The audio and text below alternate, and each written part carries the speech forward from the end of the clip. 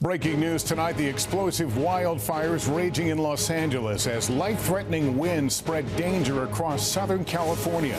Homes are burning in the iconic Pacific Palisades as officials order mandatory evacuations.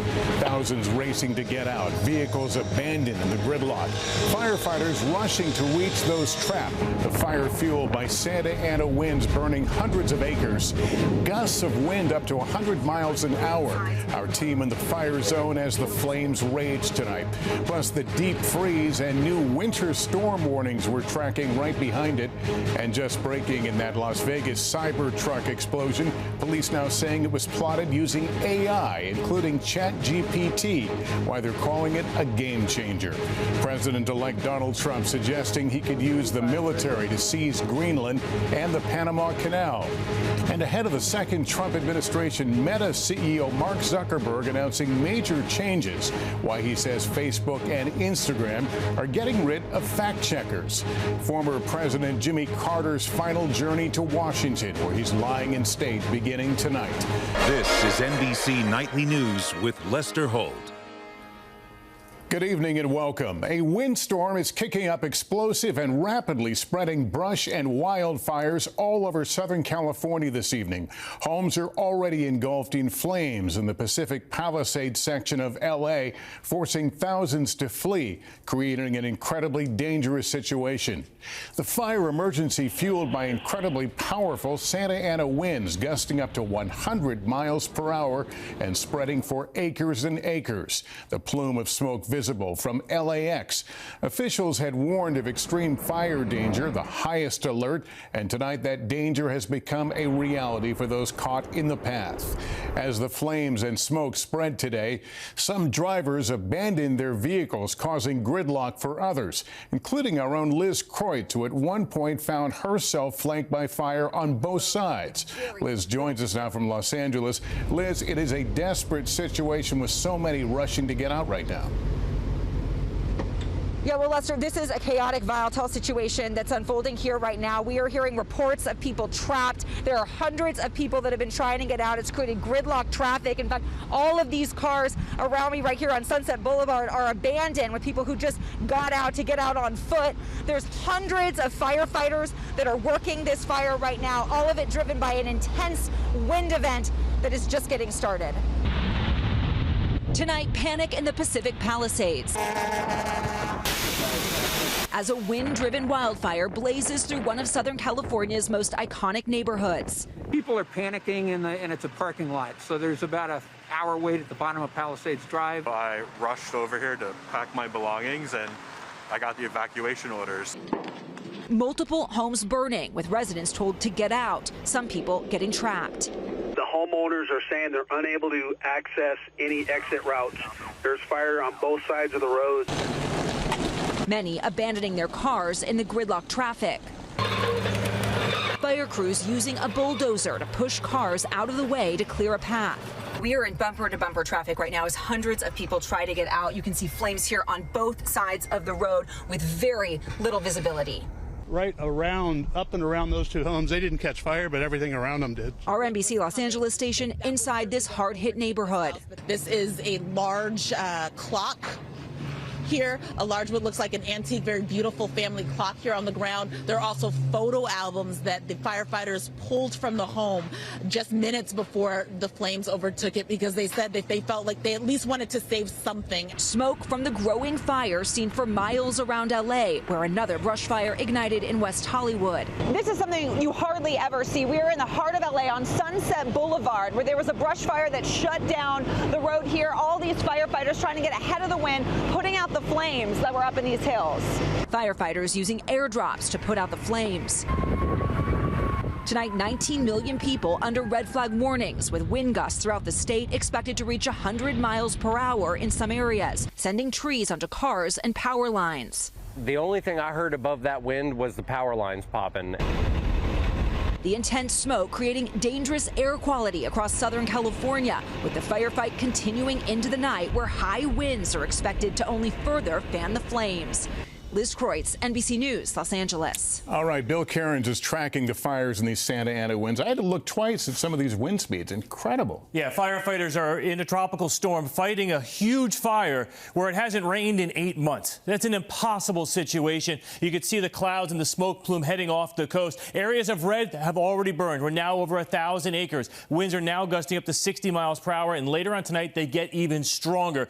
This fire is going to burn right down to the ocean. It's just going to be trying to protect as many structures as possible and make sure everyone's going to be safe. And we're going to see the humidity low, too. As far as the wind gusts, even in downtown L.A., we could have gusts to 70s. If any new fires form, those will also have explosive growth. Now let's do a complete 180 and talk about this next major winter storm going across the country. Dallas to Little Rock, I have my eyes on you. This could potentially even be historic in snow amounts. Dallas up to 5 inches, Little Rock up to 6 to 7 inches. The East Coast will get something out of this, Lester, but this will not be as big as the last storm we just finished up with. All right, Bill Cairns, a lot to talk about. Thanks much.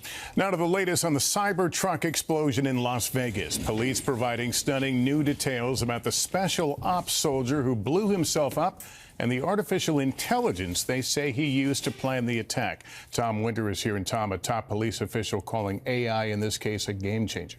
Oh, that's right, Lester. The potential use of AI by criminals and terrorists in planning violent incidents has been one of the most talked about emerging problems by law enforcement officials coast to coast over the past year. Officials in Las Vegas say Matthew Livelsberger used ChatGPT to conduct searches about laws and what he would need to use to set off explosive powder. Specifically, they say he asked ChatGPT the amount of explosives he would need, how and where to buy the fireworks for his explosive, and if he was to use a firearm to set off the explosive, what speed a bullet would need to travel to get a specific powder to explode. He also asked AI how he could avoid detection. Police in Las Vegas believe this is the first large-scale incident planned with help from ChatGPT in the U.S. The NYPD says AI has already been used by the terrorist group ISIS to help them make anonymous propaganda. Some very specific information there. And did officials talk about the suspect's writings released by a podcaster? Yes, Lester. The sheriff confirmed and called that a manifesto and says the conspiracy-laden email sent to podcaster Sean Ryan is authentic. It referenced drones, the Chinese spy balloon, and other events tied to the military, some of which NBC News has confirmed are not true. All right, important information. Tom Witter, thanks very much. Less than 2 weeks before he takes office again, President-elect Trump tonight outlining potential dramatic steps to try to acquire the Panama Canal and Greenland, and even rename the Gulf of Mexico. Gabe Gutierrez has more.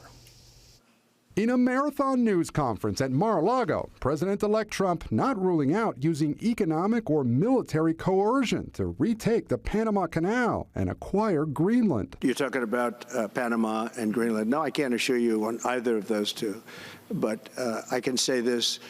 We need them for economic security. The Panama Canal was built for our military. Trump saying the U.S. decision to return control of the canal to Panama in the 90s gave too much influence to China. China's basically taken it over. And arguing the U.S. needs Greenland for national security. You have Russian ships all over the place. We're not letting that happen. The people are going to probably vote for independence or to come into the United States. The provocative comments come as Donald Trump Jr. visited Greenland today, and the Danish Prime Minister vowed that his country's territory is not for sale. Just here as tourists, seeing it, looks like an incredible place. But his father laying out an aggressive foreign policy, expanding U.S. influence, even wanting to change the name of the Gulf of Mexico. The Gulf of America, what a beautiful name. And it's appropriate. It's appropriate. And Mexico has to stop allowing millions of people to pour into our country. And after mocking Canada as the 51st state, Trump is floating the idea of using economic, not military force to annex the U.S. ally. Because Canada and the United States, that would really be something. You get rid of that artificially drawn line, and you take a look at what that looks like. And it would also be much better for national security. Outgoing Canadian Prime Minister Justin Trudeau responding, there isn't a snowball's chance in hell that Canada would become part of the United States. While overseas, Trump is again warning Hamas to release its hostages soon. If they're not back by the time I get into office, all hell will break out in the Middle East. Can you elaborate? And it will not be good for Hamas. Meanwhile, Lester, Judge Eileen Cannon says Special Counsel Jack Smith's report on the now dismissed classified documents in January 6 cases against Trump cannot be released until an appeals court weighs in. Trump called that great news. Also today, a New York appeals judge denied Trump's request to delay his sentencing in his hush money case. Lester? All right, Gabe, thank you. And it's the shift in the political and social landscape that prompted the big changes announced today by Facebook parent Meta. Our Hallie Jackson explains. New fallout tonight after Meta's mega move to eliminate traditional fact-checking on the world's biggest social media platform. We've reached a point where it's just too many mistakes and too much censorship. The fact-checkers have just been too politically biased and have destroyed more trust than they've created, especially in the U.S. It's a significant shift from the fact-checking put in place after Donald Trump's first win. Instead, Meta will now rely on community notes, in other words, user input, similar to what Elon Musk's X platform does, as part of a broader move to loosen up how Meta moderates content. The company will also lift restrictions on hot-button topics like gender identity and immigration, allow more politics into people's feeds, and move its trust and safety team from liberal California to ruby red Texas, all just days before President-elect Trump retakes the White House. The recent elections also feel like a cultural tipping point towards once again prioritizing speech. It's a political evolution for Meta, 4 years after Facebook suspended Mr. Trump's account in the wake of January 6th, and just months after the president-elect accused Zuckerberg of plotting against him in 2020, calling for life in prison if Zuckerberg did it again. But after Mr. Trump's win, Zuckerberg traveled to Mar-a-Lago. His company donated $1 million to the Trump Inaugural Fund. And now close Trump ally and UFC head Dana White is joining Meta's board. Meta, Facebook, I think they've come a long way. Do you think he's directly responding to the threats that you have made to him in the past? Some critics concerned. Fact-checking is not censorship. What do you see as the Trump factor, if you will, here? This is very obviously a political decision. Over the next 4 years, the Trump administration will set key policy on critical tech topics like antitrust and AI. And as Meta has pushed into the world of artificial intelligence, new tonight, NBC News has found user-generated AI chatbots that seemingly violated Meta's policies against creating characters based on religious or real-life figures. An NBC News review found some 24 chatbots ranging from Hitler and Jesus Christ to Taylor Swift and Captain Jack Sparrow. Meta took down those individual accounts after our team reached out and in a statement says they are continuously improving their detection measures. Lester? All right, Hallie Jackson, thank you. A historic scene in Washington tonight as the body of former President Jimmy Carter arrived at the Capitol Rotunda. Here's Kelly O'Donnell. Tonight steeped in enduring rituals and ceremony. America saluting a man who valued a humble life and attained its highest office. He served the people, and he left the world better than he found it. The honor of lying in state brings together the Carter family with leaders, dignitaries, and the American people to show gratitude and respect. To honor an extraordinary man, a man who modeled the virtues of service and citizenship. Today's poignant return to the city where Jimmy Carter governed began 600 miles away at the place where his legacy endures, the Carter Center in Atlanta, home base of the Carters' global humanitarian work. For the journey to Washington, a presidential aircraft designated as Special Air Mission 39 carried the late president to Joint Base Andrews. The day's destinations telling the story of the 39th president, a stop at the U.S. Navy Memorial that he authorized in 1980. President Carter began his public service at the Naval Academy and as a nuclear submarine engineer. A horse-drawn caisson retraced the route where Carter set a modern tradition of walking the parade route on Inauguration Day. Once a political outsider, at rest in the rotunda tonight. At Thursday's national funeral, President Biden will deliver the eulogy, a personal request of President Carter. Lester? All right, Kelly O'Donnell, thank you. We'll take a break here, and in 60 seconds, the new government investigation into a feature in more than 2.5 million Teslas. The crashes now under scrutiny. Back now with the federal investigation into a Tesla self-driving feature that owners can use to make their parked vehicles come to them. Here's Emily Aketa.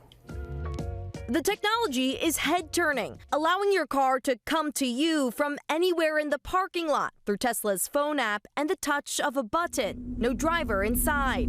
But tonight, the National Highway Traffic Safety Administration is raising concerns about the Actually Smart Summon feature in an estimated 2.5 million Teslas, saying it is launching a probe over reported problems of failing to detect posts or parked vehicles resulting in a crash and the operator not having enough time to react.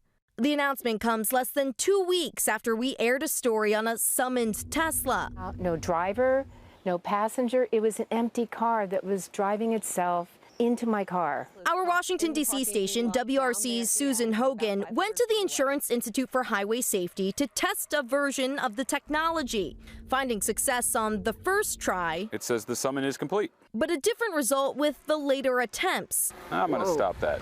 And in one case, almost jumping the curb. Between Actually Smart Summon and its preceding software, the federal investigation is considering 13 crash complaints and 3 media reports. Fortunately, none of the incidents had injuries. Tesla did not reply to our questions about the probe, but online says, like all autopilot features, you are responsible for your car. And that the technology is meant to be used only on parking lots and driveways located on private property. Michael Brooks heads the Center for Auto Safety. You're limited in your control, and at that point, you're somewhat ceding control of, your future potential liability to a robot. Amid the latest twist on the road with self-driving cars, Emily Ikeda, NBC News. Coming up, the amazing connection at a bakery in Chicago where their bond went far beyond the sweets. The good news is next. There's good news tonight from a bakery on Chicago's South Side where the owner and a customer discovered an incredible connection. Here's Laura Jarrett. Their connection started over sweets. The pancakes was just like the best I'd ever had. For more than 10 years, Vermar Hunter found himself drawn to Give Me Some Sugar. The owner, Lenore Lindsay, took up baking after retirement. I just wanted to have a little place, like Cheers, where everybody knows your name. Years later, their easy rapport became more, as Vermar discovered he was adopted as a child. And with the help of a genealogist and investigator, they found his biological mother. You can't tell this story without talking God, because I was led the entire way.